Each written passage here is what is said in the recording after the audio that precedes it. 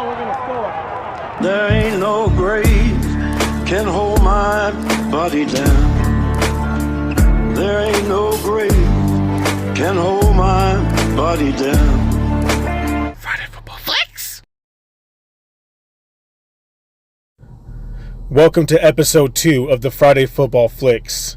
And in this episode, we are going to talk about some of the petty hate that Lamar Jackson has been receiving recently. Let's get into it.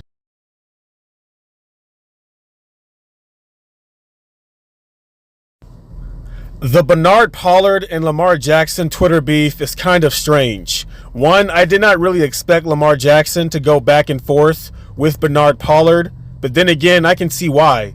Bernard Pollard did play for the Baltimore Ravens, and the Baltimore Ravens organization is like a brotherhood. So when one of your own brothers turns their back on you, it's like, wow, like you become like an Uncle Tom or etc. Even though Bernard Pollard didn't play with Lamar Jackson, but it seems like Bernard Pollard has had some beef with Lamar Jackson ever since he has been with the Baltimore Ravens, and Lamar Jackson recognizes that. But a lot of the things, or if not all the things that Bernard Pollard has said about Lamar Jackson, I completely disagree with. Bernard, were you surprised that that Lamar reacted to you? I mean, no. At the end of the day, as I tell people all the time, like at some point in time, players have enough. They have taken enough. And this guy looks like Doug Williams in an alternate skin. And I completely understand. I think he misunderstood where I said, yo, this dude should be the top paid quarterback for the Baltimore Ravens. Now, why do all of these analysts, especially the ones that hate Lamar Jackson, always say that, oh, I believe Lamar Jackson should be the highest paid player for the Baltimore Ravens? I mean, no shit. He's the best player on the team. Of course he's going to be the top paid player on that team, Captain Obvious. You act like by saying that you're doing him a favor. Having said that, I do believe there are things that he needs to fix in his game. Yeah. Bro, Lamar Jackson is the most overly criticized, overly analyzed quarterback in NFL history. Like, they always act like he doesn't work on his mechanics, or they always act like he can't read a book, or he can't function. They act like he's like mentally disabled playing quarterback, and he's just athletic, and he does not know what to do out there. And I used to think it was because he was a mobile quarterback, but I feel like Kyler Murray and Deshaun Watson get more leadway than Lamar Jackson has. Like, they don't give Lamar Jackson no chance. They act like this dude is not trying to get better.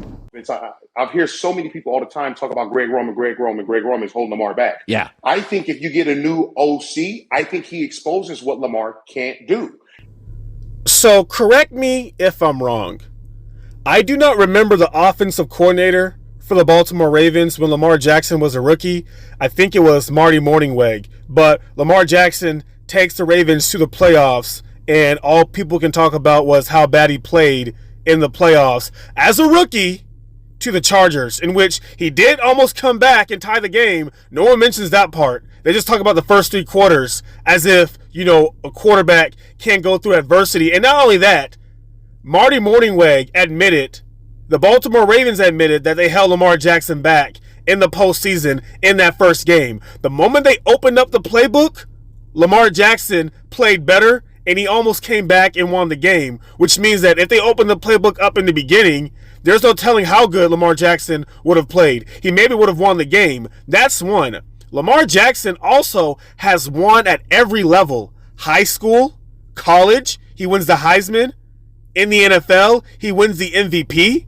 So for him to have that much success with different coordinators and different coaches, and John Harbaugh, I should say rather, always defends Lamar Jackson, what does that say about these talking heads trying to sound smart? And I tell people all the time, when you look at pure quarterbacks, when you look at what these quarterbacks in the game are doing, Lamar is special. He really is. He's a special talent. I think, you know, he's legs first, and then his arms come second. You're entitled to your opinion, but to me, Bernard Pollard just seems like the type of person that kisses ass. Like, it seems like he's trying to land a job at ESPN, trying to sound super intellectual. This dude sounds very ignorant. Oh, when you talk about pure quarterbacks, we all know what he's really trying to say. I'm not going to say it. Then he turns around and says, oh, he's legs first, arms second. Like, that same generic criticism that Lamar Jackson gets, basically subliminally saying, oh, he doesn't think, he just reacts. Now, you can make that argument for Michael Vick or Kyler Murray because they admitted that they relied on their athleticism and they didn't watch film as much. Lamar Jackson actually watches film. And the thing that I do not get, it's weird because I feel like Lamar Jackson haters just watch his bad highlights and go based off that. And if that were the case, you should do that with every quarterback, because when you really pay attention to Lamar Jackson, the dude does sit in the pocket and look through his progressions. There's highlights showing that. There's so many plays of him doing that. Nobody mentions that at all. Everybody says the same generic bullshit about Lamar Jackson. Oh, I see him run. That means all he does is run. Like, the Ravens call design run plays for him because he's athletic. And if Lamar Jackson doesn't feel like somebody's open, he uses his athleticism to get out the pocket or escape. But Aaron Rodgers does that. And people are like, oh, Aaron Rodgers makes his magic outside the pocket.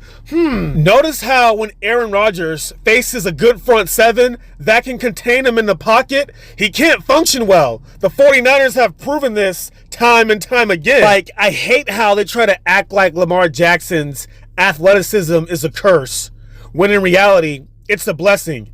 These are the same people that say, oh, if you give Joe Burrow a line, he will be perfect. But I thought if you're a pocket passer, you're more durable. But what you're telling me is he can't be touched in order to not get hurt. Wow, that makes a lot of sense. So when a quarterback is athletic, trying to avoid defenders hitting him, he's also protecting himself. You're acting like the dude is running over people like Cam Newton was. Like, Cam Newton, you can make the argument of him, having a shorter career because he is actually being used like a running back. Lamar Jackson actually uses his athleticism differently, more like Russell Wilson. He's a guy that moves the defense with his legs, and that is true. Some people may not like that. I understand it, but that is the truth. Defenses fear him because of his ability to run. When it comes to his ability to throw the football, I think he lacks in those areas. When it comes to throwing the football, he lacks in those areas. You all sound so generic. Like, I can't even believe I'm making this video because, I cringe when I hear him talk. If I'm not mistaken, if Lamar Jackson is so bad, they act like Lamar Jackson just throws ducks every single play. I keep telling you, you cannot show me film of him underthrowing any receivers. And if I'm not mistaken, when Justin Tucker kicked that game-winning field goal against the Detroit Lions, how did they get in field goal range?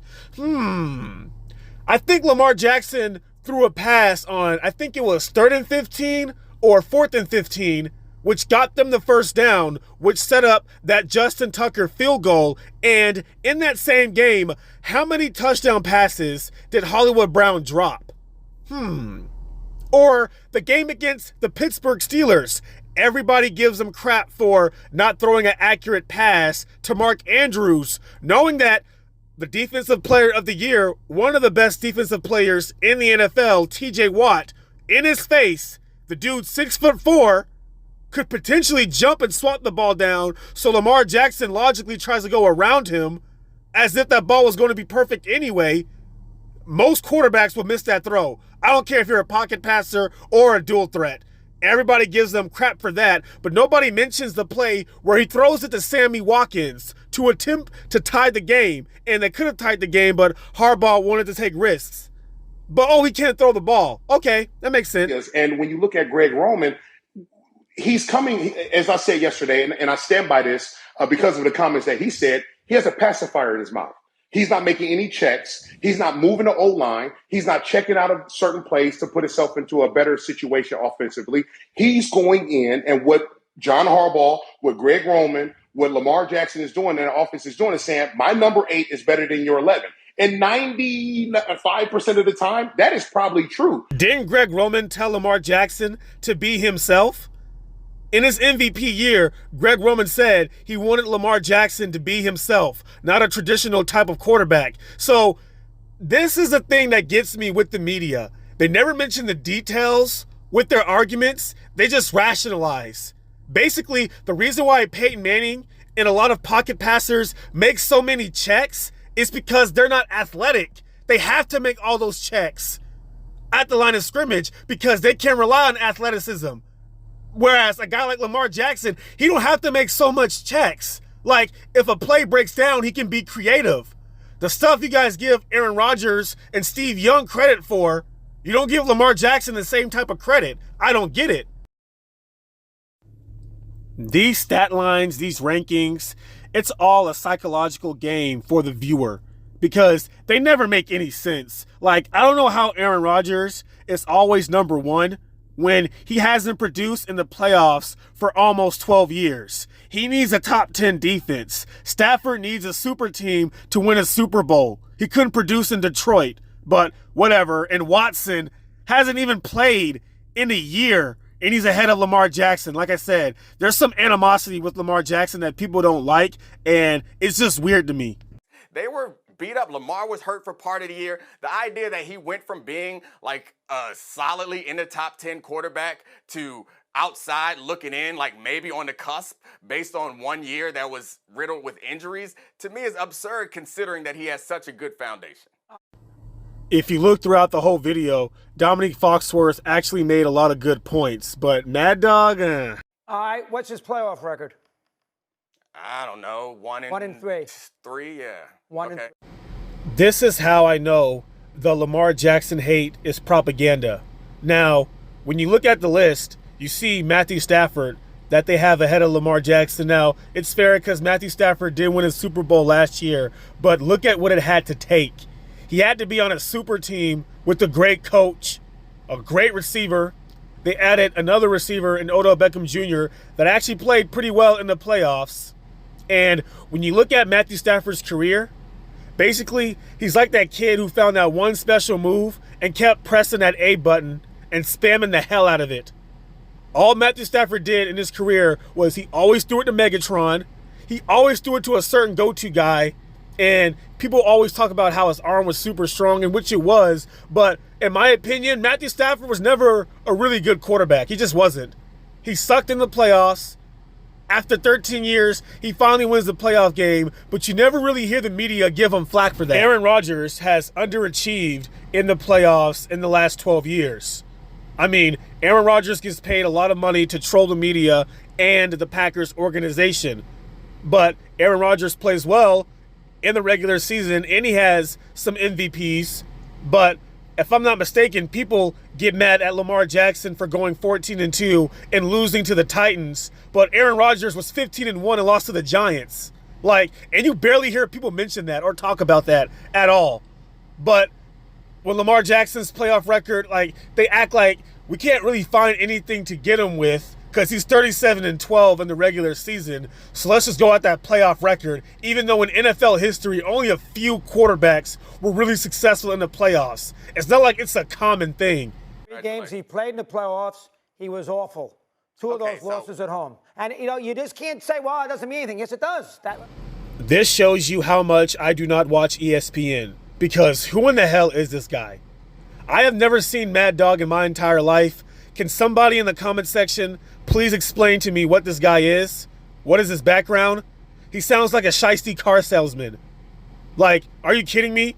They always bring up Lamar Jackson's first game as a rookie in the postseason against the Chargers. And I reiterate that in that game, Marty Morningweg, Harbaugh admitted that they did not open up the playbook to Lamar Jackson till later in the game, which it showed. Like, there's evidence. Lamar Jackson almost came back and tied the game. Nobody mentions that part. They just mention the part they want to see in their tunnel vision. The second game against the Titans, the one they always give them flack for, the Ravens threw the ball 59 times, and they were the #1 rush team in the NFL. They ran the same generic run plays, and the defense knew what was coming before it even happened. That's why one of the plays when Lamar Jackson tried to run on 4th down, they were like, oh, we know Lamar Jackson's getting the ball up the middle. It was too obvious. And they had the best kicker in NFL history, and they never used him. Poor game planning by Harbaugh, but it's all Lamar Jackson's fault. We're evaluating quarterbacks, and it's like centers in the NBA. You got to be there in these big games. He was bad in Buffalo. He was terrible against the Chargers, and he was awful the year he won the MVP against Tennessee at home. Yeah, this guy is retarded because if I'm not mistaken, I thought it was supposed to be the top 10 quarterbacks of last year, in which Dominique Foxworth explained that technically the Ravens had an injury-prone roster and the majority of quarterbacks would not succeed in the Ravens roster last year. There were just too many injuries. Like, it was impossible to succeed, but the first half of the season, when Lamar Jackson was healthy, they were 8-3. So he was a top 10 quarterback, despite what you say, and it's unfair to say that he's not a top 10 quarterback because of what he did years prior, because the list was supposed to be for right now. That makes absolutely no sense. Those games got to count. All these other guys that you mentioned, Stafford's won a Super Bowl. I mean, all right, you want to put him behind Herbert? I mean, really? I'm taking Herbert. Brady's won. Oh, this guy is retarded. Like, he's actually retarded. Like, if he was your uncle and you talk sports with him, then you can say, I guess he's funny. But he is on ESPN as an analyst. This guy is retarded. You literally just judge Lamar Jackson based off his playoff record, but you say you would choose Herbert over Lamar Jackson, and Herbert hasn't even been to the postseason at all. Like, that makes no sense. And I'm a Justin Herbert fan. I actually like Justin Herbert as a quarterback. I have nothing against him, but you literally just contradicted yourself. That absolutely makes no damn sense at all. Like, I hate ESPN.